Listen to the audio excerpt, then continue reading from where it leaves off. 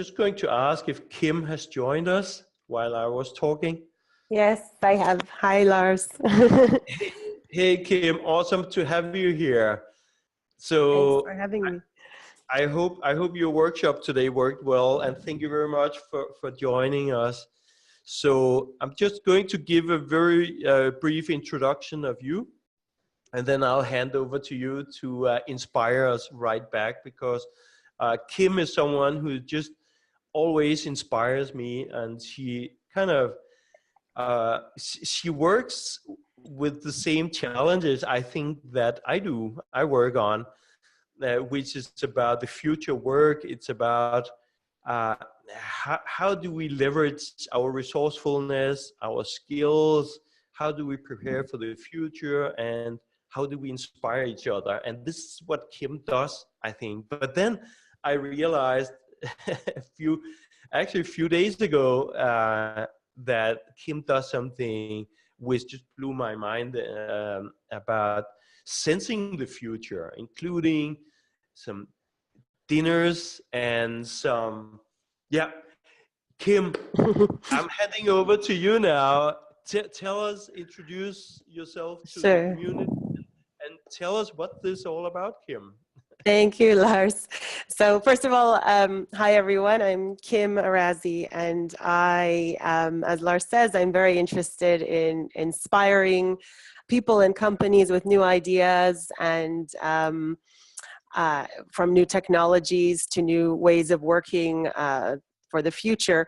I have to apologize that Twitter page you're showing right now, I'm currently in the process of rebranding. So my new website just went up. It's Innosensi.com.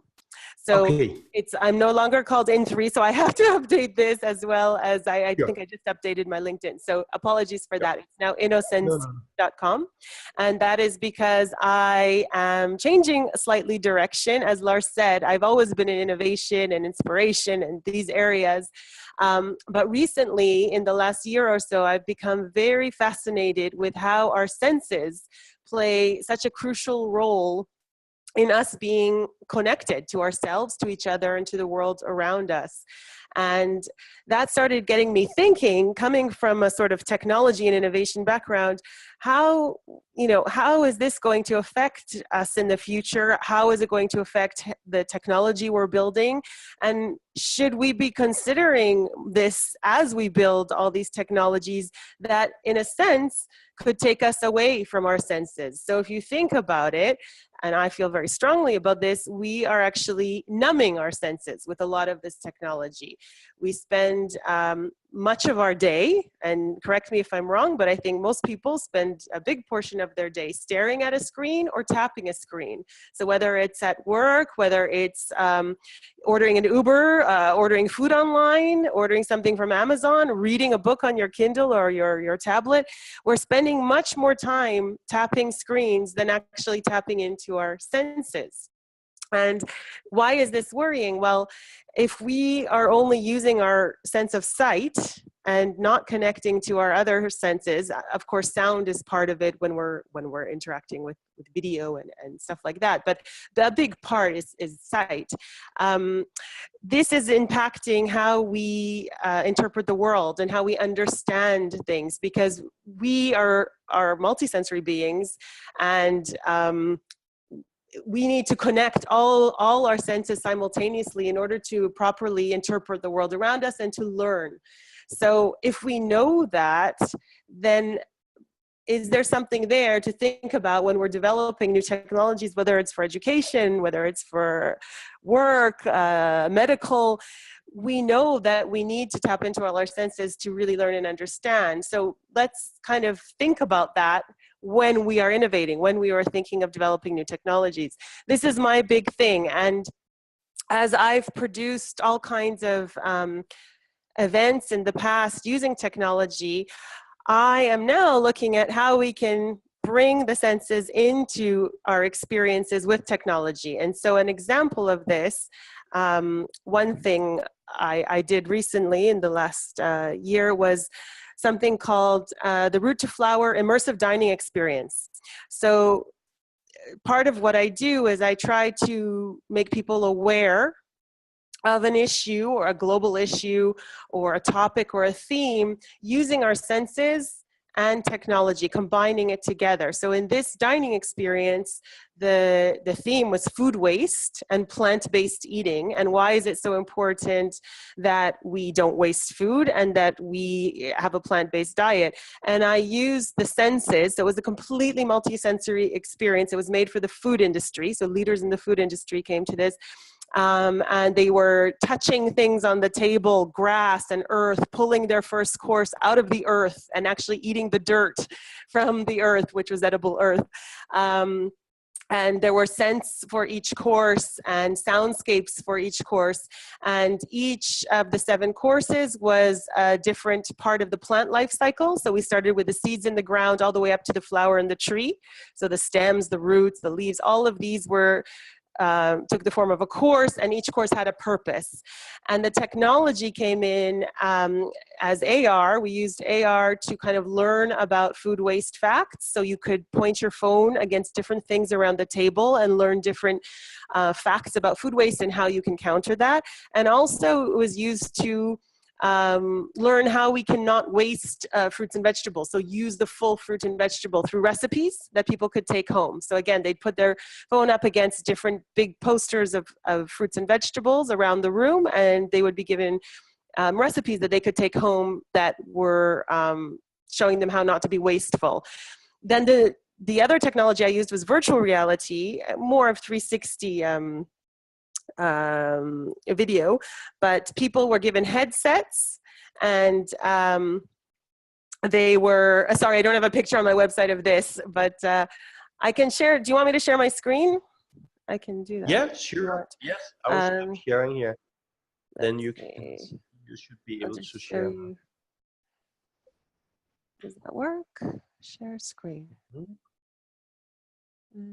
Yeah. Okay, so there we go. Yeah, I'll just show you this. So this was the dining experience. It's quite hard to explain, so I just thought it's easier that you see it. The VR was used throughout 3 times throughout the meal, just for 1 minute each time, to challenge perceptions. So they were fed one thing and they were seeing something completely different. So an example is they were fed a small burger, like a mini appetizer, bite-sized burger. And in VR, they were seeing sizzling barbecues and the sound of barbecue, and the whole room smelled of barbecue. So every sense was heightened, and they really felt that barbecue meaty flavor. And when they took off the VR, they were told that this course is all about cravings. And what they just ate was a burger made of leeks. There was no meat in that whatsoever. And in front of them was a plate of aubergine and leeks that looked like steak and really tasted like steak. And the point of this course was to challenge themselves and ask themselves, when I crave meat, a burger, a steak, am I craving the flavor? Am I craving the protein? Am I craving the texture? Or even the memory or experience of eating meat? Because if I was satisfied with that and with this meal in front of me, this course, what does that mean about why I'm really eating meat? So each course had a purpose like this, using the technology and using the senses to challenge perceptions, and had people talking. It was like a talking point. So that's one way I'm combining the senses with technology. The other thing is where Lars had on the screen, sensing the future. So this is something I've developed for companies. As we face the future of work, and as we know that AI and robotics will be taking over many of the roles, I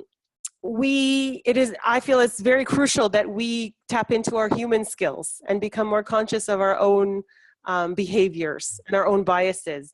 And I want to show how tapping into our senses can actually help us become not only more conscious and connected leaders, but also more successful in the workplace. According to the World Economic Forum, as I'm sure you all know, the top 10 skills are all very human skills that will be needed for the future of work. And from creativity to emotional intelligence to problem solving, all of these things, these are things that we do as humans that the AI and robotics, at least for the the near future are not going to be able to do as well as we do. So we need to focus on the human skills that differentiate us from these robots and AI that we are creating after all.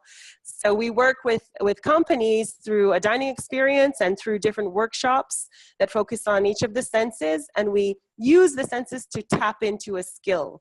So for example, in the dinner, we might use takeaway sight for people to tap into empathy and emotional intelligence and trust. So half of the diners are feeding the other half who are blindfolded, and these people don't know what they're eating. They don't know really the person who's feeding them. How do you build that trust? How do you build that connection? And so for the person who's being fed, it is a big part of it is about trust, but for the person feeding, it's a lot about emotional intelligence and empathy. How do I make this person feel comfortable doing something they've never done? They're probably a bit scared about what they're going to eat, and they don't really know me. How do I make them feel comfortable? So the whole meal is like this. We're practicing the different skills using our senses. And by the end of the meal, you've actually gone through all 10 skills that the World Economic Forum lists as the most important skills for the future of jobs. So that's something new that we've developed, and we're developing out the workshops where each one focuses on one sense. I think when it comes to education and this sprint, I think what's really interesting is that the idea that we do need to use our senses simultaneously to help us learn better. So if we have that in mind, maybe as we're thinking about ideas for the future of education, just keeping the senses in mind could be something very beneficial, and not just focusing on one sense. Something you may have heard of with children is that because they're tapping on screens so much, and that's the main way they're using their hands. Many of their finger muscles, for many of them, their finger muscles are not developing properly, which is preventing them from being able to even hold a pencil correctly. So now in some classrooms around the world, the teachers are having to teach kids how to hold a pencil and write. So just thinking about these things, and thinking about, instead of numbing our senses, let's think how we can incorporate the senses into the technology we build, and help make the technology connect us with each other, with ourselves, with the world around us, instead of disconnect us, like a lot of the kind of VR games and stuff are heading in that direction. So, is that helpful? It was super inspiring, Kim, as always. And feel free to post questions to Kim here. We can spend a couple of minutes taking questions. There's one from Jabin. Yeah. I have the same question, Jabin. Where can we sign up for one of these food sensing experiences? So right now, we do them for companies. We haven't yet opened this to the public as a, something that people can sign up and buy tickets for. We may in the future, because we're getting a lot of requests, but right now it's through a company. So if a company wants to bring a dinner to its team or clients, it's both, we do that.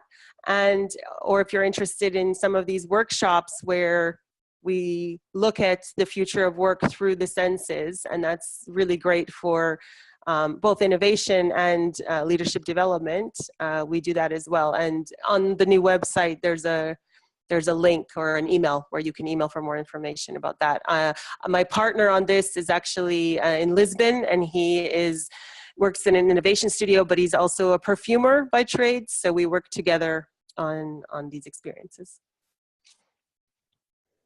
Awesome. I remember asking you if we can do this line somehow, but yeah. we'll get to it. We'll get to it somehow. Yeah. Another question for you. Well, there's a comment that says, "Wow," and then Jabin asking, "Has this been tried with kids?" I think the answer was no. Right? You've been working with corporates for now. Yeah, not yet, but again, another area I would like to go into. And as Lars knows, we worked with schools before in what I used to do at Wow Talks, and I'm very much about inspiring kids to think this way. I have personally, I mentor on various hackathons for teenagers.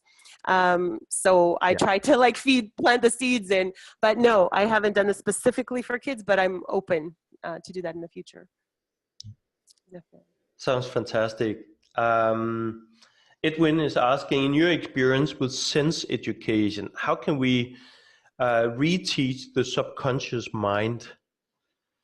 How can we reteach the subconscious Reteach mind? the subconscious mind. Ooh, yeah. Edwin, do you want to elaborate on the question? Yeah, of course. What I mean is, the conscious mind is has much lower power than the subconscious mind. Yeah. What humanity is living with these exponential trends is a big change in how our mind was written. So the idea of my question is, how can we rewrite humanity's mind, because we're really living in an era with tons of changes, and I think that's leaving humanity with future shock. Yeah. No, it's a great question, and I wish I had the exact answer for that. But I think we are completely being bombarded right now. Right, this is the age of information, and we are taking in so much, and that is conditioning our minds. And I think people growing up, digital natives in this time, it must be very confusing because you're getting information from every corner, everywhere you look, and it's almost like not allowing us to think for ourselves. And I think it's not an answer by any means, but I think a start is by tapping back into our own senses, makes us more conscious of our own feelings, of going within. And so I think that is a start. If we can get children thinking about this and what do they feel? And that's what, mindfulness and meditation and all this has to do with this as well. It's tapping into your own senses rather than just being completely bombarded and brainwashed and almost becoming robots ourselves. This is what's scary. We are being programmed by our own information that we're creating and not allowing ourselves to think anymore. And the more AI gets smarter and smarter, the less we'll have to think. And is that a future we want? And this is something that worries me all the time. Is it a future we want where we actually don't think, I know what book to buy next because Amazon knows exactly what I read last time and knows what to tell me. And I know what TV show to watch. I don't have to think anymore. I know what food to buy.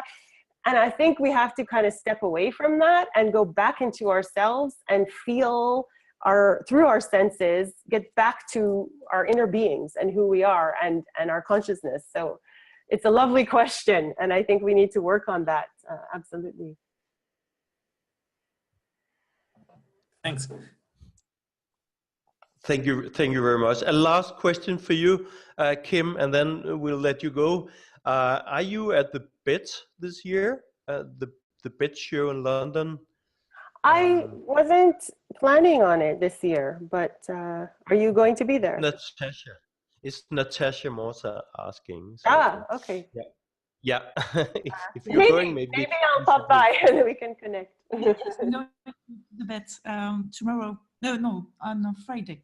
Yeah. Okay. Yeah. Awesome. We'd love to read a review of what's going on there, Natasha.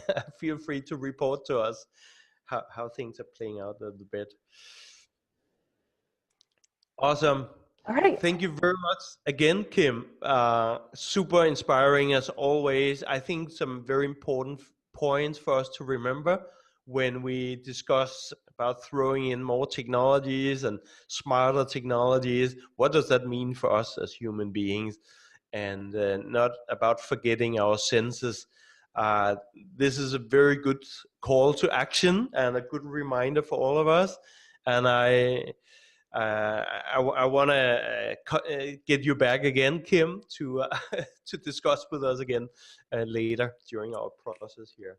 Okay. So thank you very much, Kim, Thank you. for coming. Thank you. Thanks.